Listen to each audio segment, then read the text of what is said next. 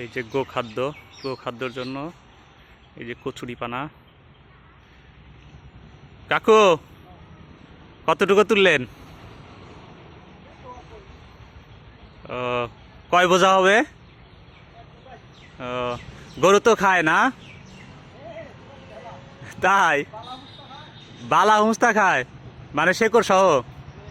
ও হ্যাঁ, এ তো পুকুরে তো তাও অনেকখানি আছে।